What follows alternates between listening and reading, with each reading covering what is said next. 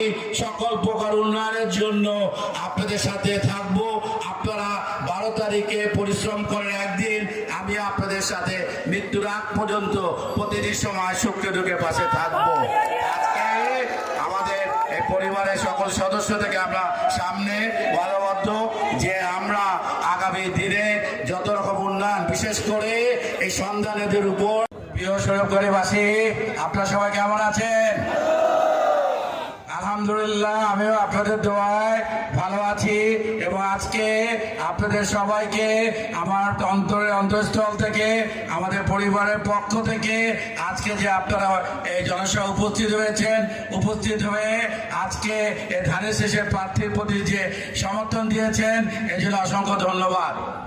তো আসুন আমরা আজকে আপনাদের সামনে কিছু কথা বলবো। আপনারা জানেন বিগত 20 জানুয়ারি থেকে যখন থেকে আমরা আপনাদের সাথে নির্বাচনী কার্যক্রমে উপস্থিত হয়েছি, তখন থেকে আপনারা সবাই যথেষ্ট পরিশ্রম করে গেছেন। আপনারা আন্তরিকতার সাথে আপনারা আমাদের সাথে কাজ করেছেন।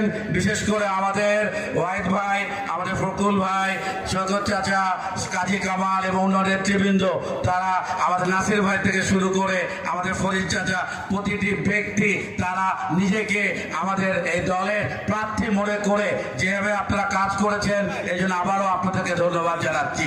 এবং আমাদের তৃণমূলের নেতাকর্মীরা সকল প্রকার মতভেদ ভুলে গিয়ে নিজেরা, প্রতিটি ব্যক্তি আজকে আপনারা প্রার্থী, তো সেটা যে আপনারা অনুভব করে যে আপনারা এগিয়ে এসেছেন এবং আমাদের দেশ নায়ক তারেক রহমান সাহেবের ঐক্যর প্রতি যে আপনারা আস্থা দিয়েছেন, আস্থা অর্জন করেছেন, এর জন্য আপনাদেরকে আবারও আমরা ধন্যবাদ জানাচ্ছি। আসুন, যে ব্যাপারটা আমাদের সবার বেশি আজকে বলা দরকার, আজকে নির্বাচনের জন্য আর 3টি দিন বাকি আছে। এই 3 দিনে আমাদের অনেক কাজ, যে কাজগুলি আমরা ইতিমধ্যে করে ফেলেছি, কিন্তু এখন ঘরে আমাদের ভোট নিয়ে আসতে হবে।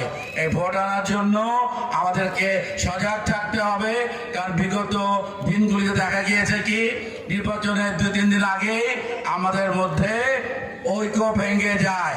এই ঐক্যকে অটুট রাখার জন্যে এবং 12 তারিখের নির্বাচনে আমাদেরকে জয়লাভ করার জন্যে আমাদেরকে আগামী 3 দিন খুব সজাগ থাকতে হবে, যাতে আমাদের মধ্যে ঐক্য নষ্ট না হয়। আমরা যাতে আমাদের ইমানি দায়িত্ব যাতে ভুলে না যাই, আমরা যেন কোনো কারো কথায় প্রভাবিত হয়ে আমাদের দলের সাথে যাতে আমরা মোনাফেকি না করি। এটা হলো আসল পরীক্ষা। কারণ বিগত 17 বছর আমাদের এই দলের হাজার হাজার নেতা কর্মীরা তারা তাদের নির্যাতনের শিকার হয়েছে।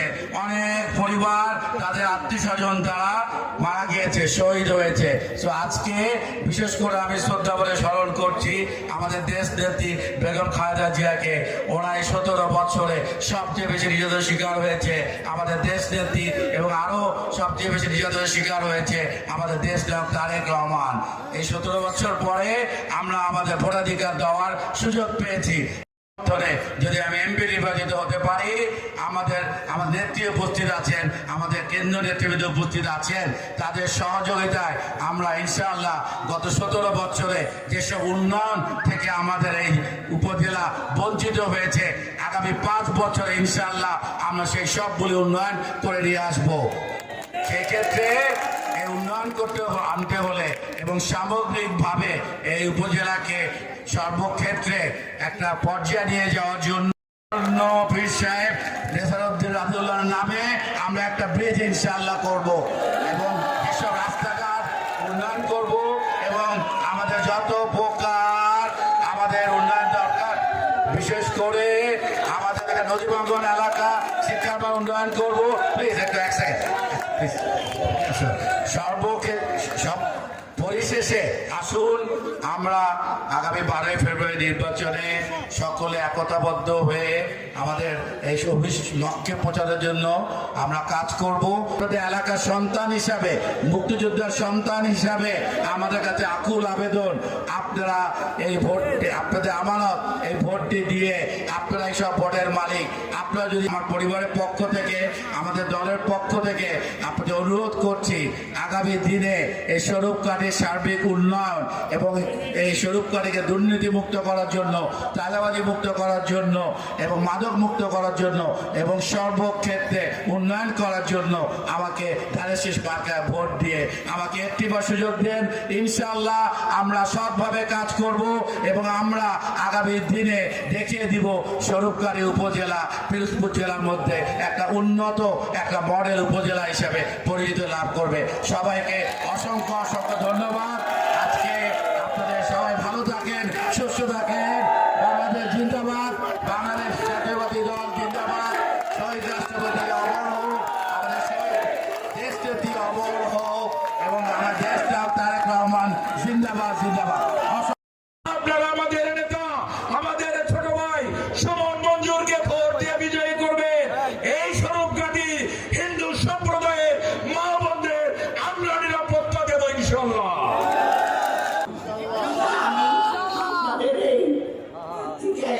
আপনাদের গাড়ি তুলে দিলাম, আপনাদের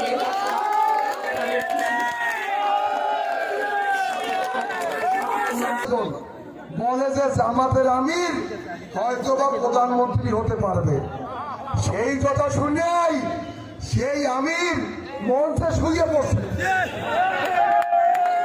ঠিক কিনা? এখন আমাদের আজকের প্রধান অতিথি মাতৃ সমতুল্য আমাদের নেত্রী সেলিমা রহমান আপনাদের সকলের পক্ষ থেকে আমাদের প্রার্থী সুমন মঞ্জুর সাহেবকে ধানের শীষ হাতে তুলে দিয়েছেন। এই ধানের শীষ,